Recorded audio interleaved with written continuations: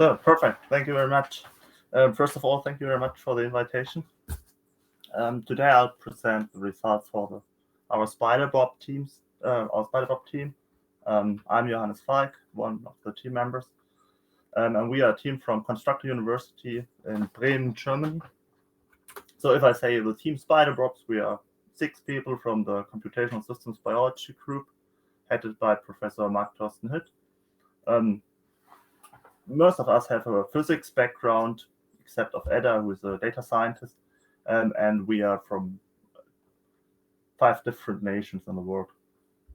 Well, there was already this introductory talk, so I don't have to talk too much about the DREAM challenge itself.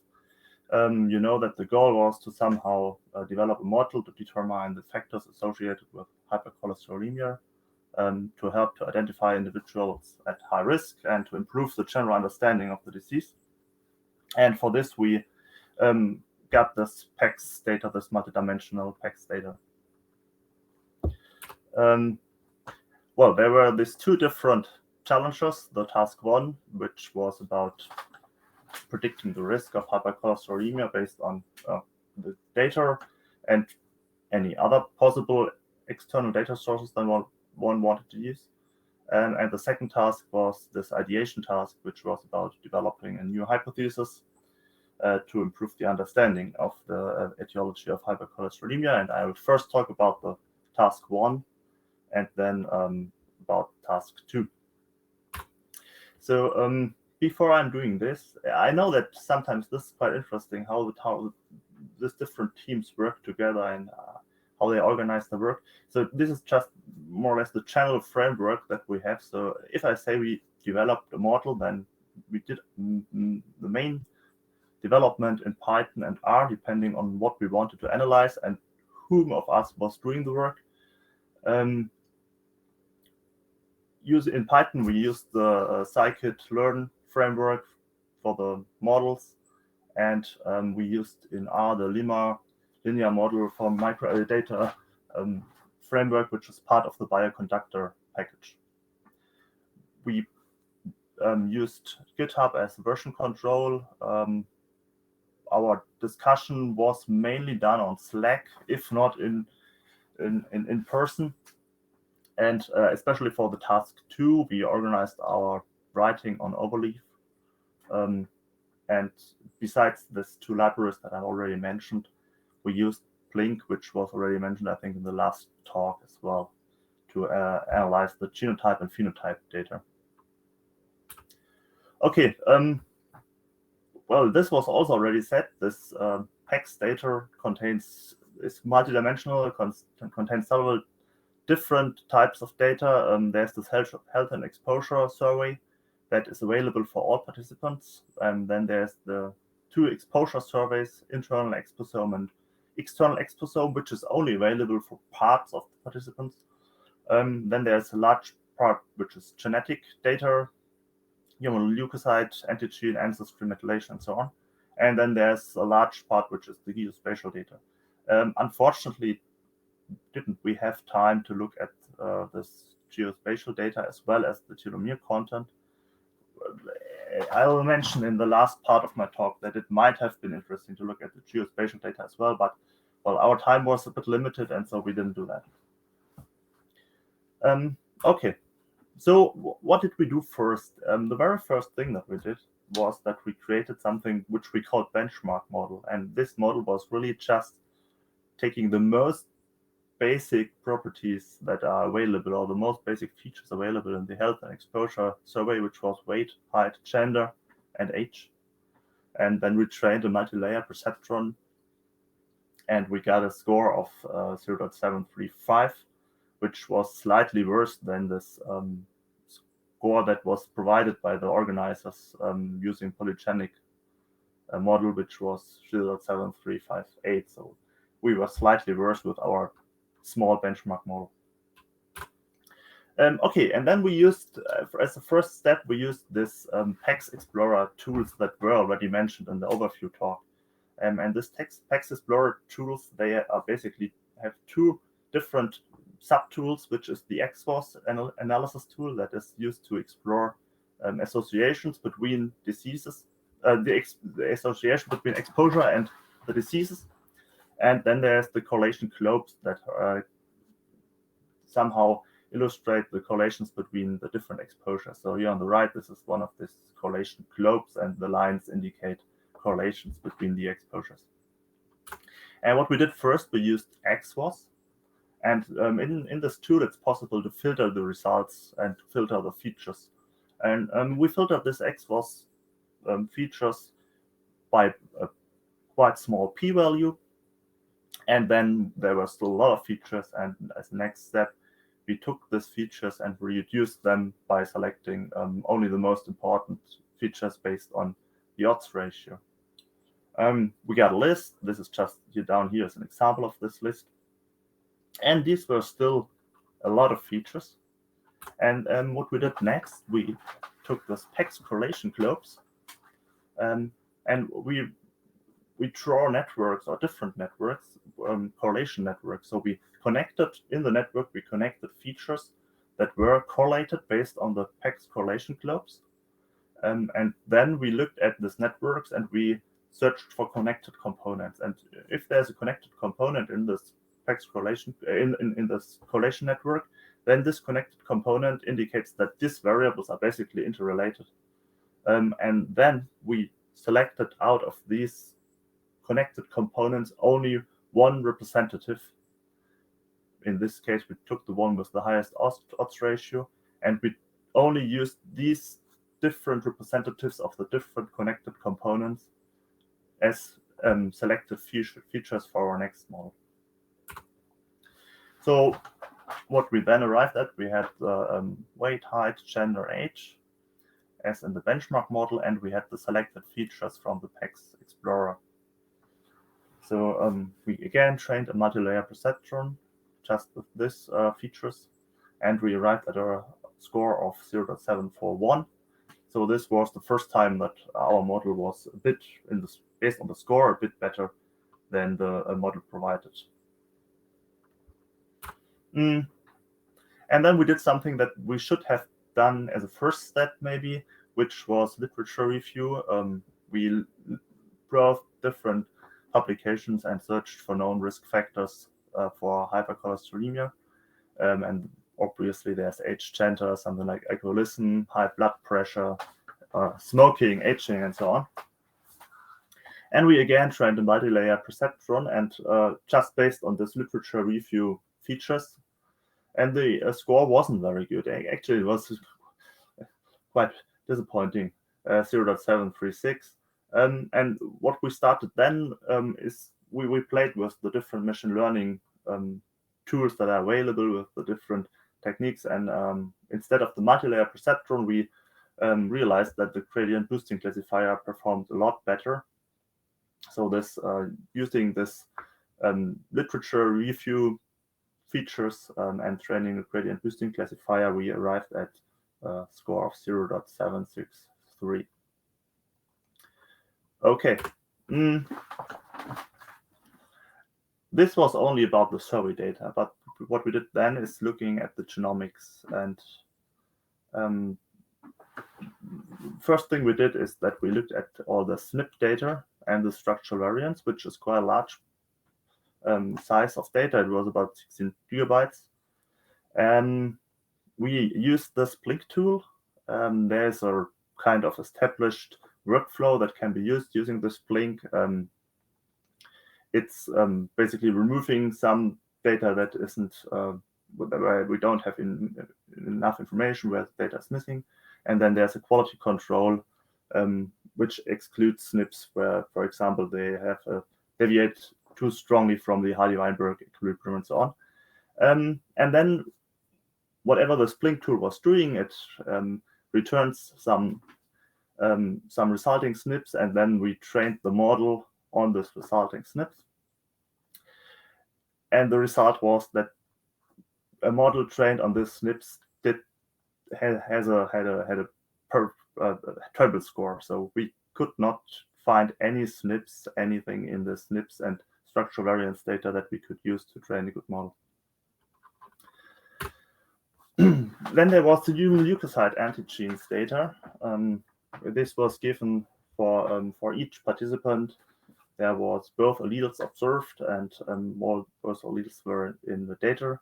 We ran a very basic analysis. We just counted the allele frequency. And then we compared the distribution of healthy and sick, ran chi-square tests. And based on this result, the model was supposed to learn something. And the result was that the signal was extremely weak if there was a signal. And however, there was one allele that showed a p-value of 0.00027, which was the DPB1 allele. However, also this signal was far too weak to do something. So we decided that we cannot use any human leukocyte antigen data. Next, we looked at the ancestry data, and well, literature suggests that ancestry data the ancestry should somehow influence the risk of suffering from high cholesterol.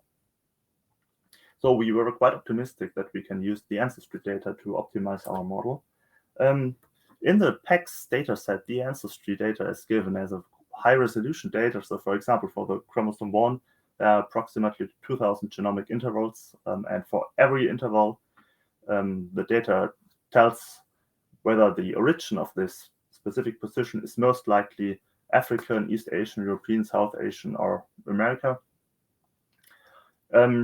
And well, our model told us that the relative prevalence of high cholesterol is significantly higher for Europeans than for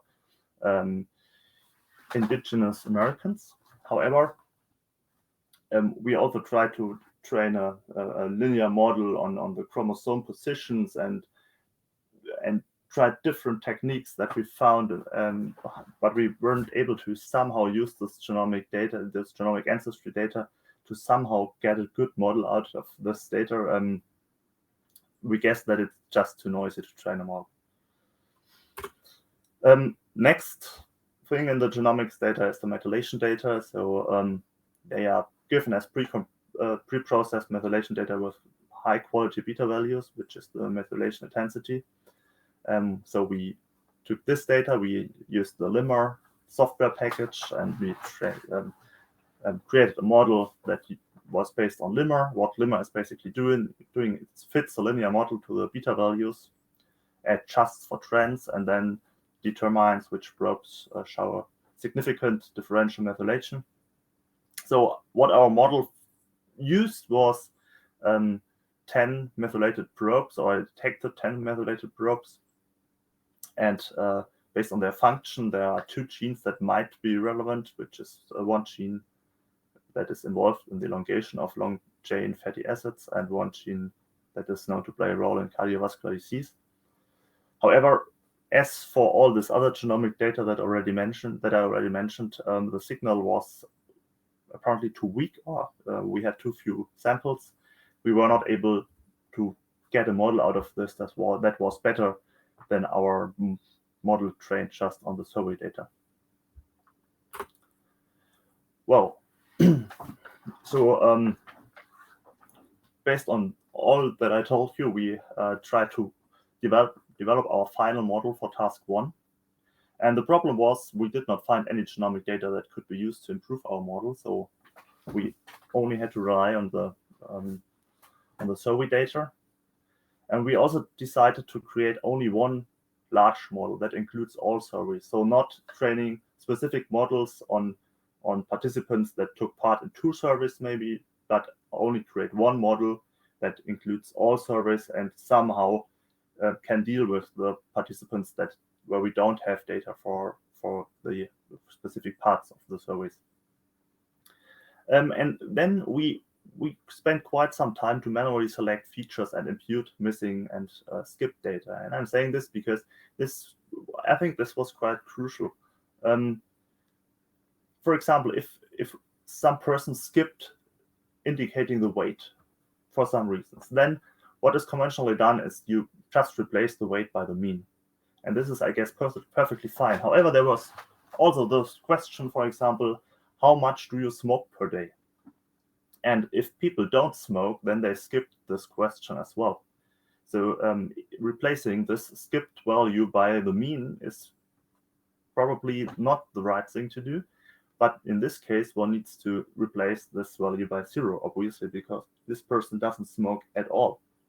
And similarly, there was a feature called the question that asked how good is your health compared to last year. And the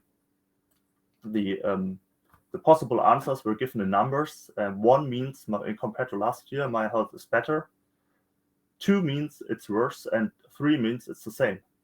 So if 50% of the participants indicated 1 better and 50% indicated it's the same, and maybe just 1 person was missing, and you calculate the mean, then you end up with a 2, which means worse. So also in this case, we rearranged the numbers and then started to think about how to calculate a mean that has some meaning. Okay, so our final model was then based on Scikit's gradient boosting classifier, which showed the best performance. We compared the scores of different classifiers. It seemed to be quite stable against overfitting, and this was something that it was very important. It is able to return something which is called feature importance, and this was also already mentioned in the last talk.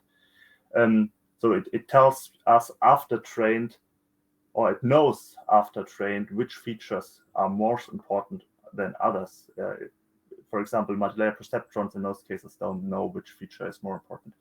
And what we did then, we had a lot of features selected and thought that they might be important, and our model then recursively eliminated features by looking at the feature importance and removing features that are not important. And then the model performed backward sequential feature selection, which means it removed, once it had only few features left, it removed 1 feature, trained, looked at the score, and if the score got better, this feature was removed forever, and if the score got worse, this feature was put back, and the same was tried with the next feature. And we optimized the hyperparameters via extensive cross-validation, and we spent quite some days and a lot of submissions doing this. And then there was something interesting. So most features that we ended up with were somehow expected or intuitive. However, there was one feature, and we learned in iterating this, that every time we left this feature out, the performance of our model dropped. And this feature was the question, have you ever been diagnosed with German measles? This repeatedly proved to be an informative feature. And we don't know why, but this is important for the task 2 in a moment. Okay, so but for task 1, we ended up with 57 features. 9 were taken from Exposome B survey and 48 from the Health and Exposure survey. We trained the gradient boosting classifier, and in the leaderboard that was available to us, the best score was 0.766. So this score down here is the score given the polygenic score. So we are, I think we go quite above this. Okay, now our hypothesis for task 2. Again, the problem was we had no. Johannes. Yeah. In the interest of time, could we wrap up in the next 5 to 6 minutes, please? Yes. Thank you. No problem. Yeah, for task 2, the problem was again that we have no meaningful signal for the genomic data. And we have this one unexpected feature that appeared every time again, and which is, have you ever been diagnosed with German measles? And then we used this I2B2 tool that was also mentioned in the overview talk. And this I2B2 tool told us that the p-value of ever diagnosed with German measles with respect to hypercholesterolemia is 10 to the minus 30. So this feature seems at least to be somehow correlated with hypercholesterolemia. However, it could also be a spurious correlation. So we created this hypothesis: an infection with German measles favors a later onset of hypercholesterolemia. There are obviously arguments against this hypothesis.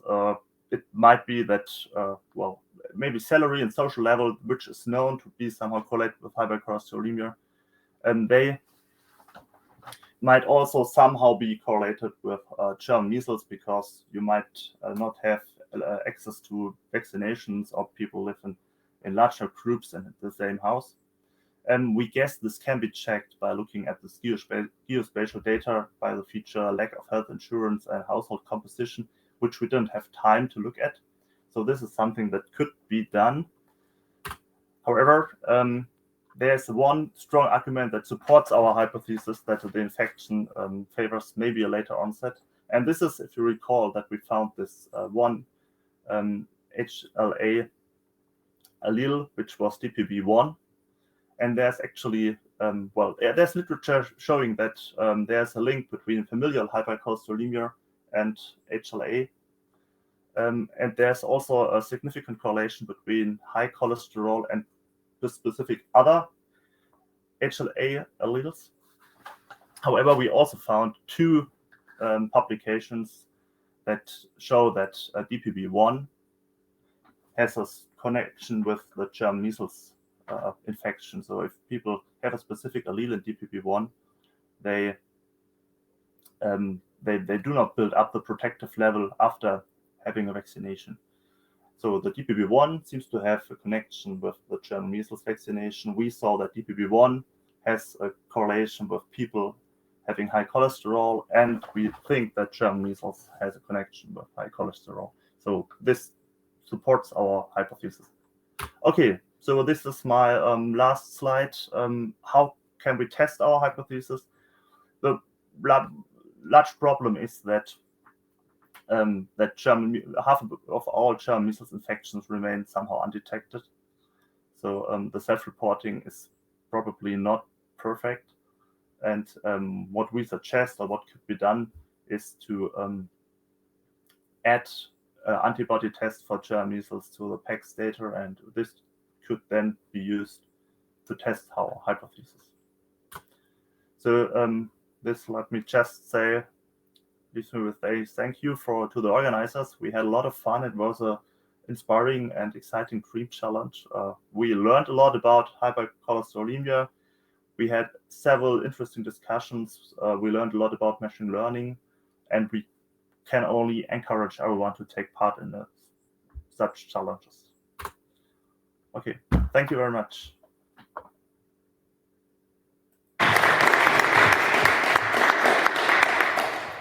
Thank you, Johannes, for a really good presentation and some really interesting results as well. And you really embraced the theme of the challenge by using the multidimensional aspect of the PAX data. And we really appreciate all the interpretation of the results as well. I think that was just really interesting work that you did there as well with the follow-up analysis. You have time for one question for Johannes? Yes, thank you for the talk.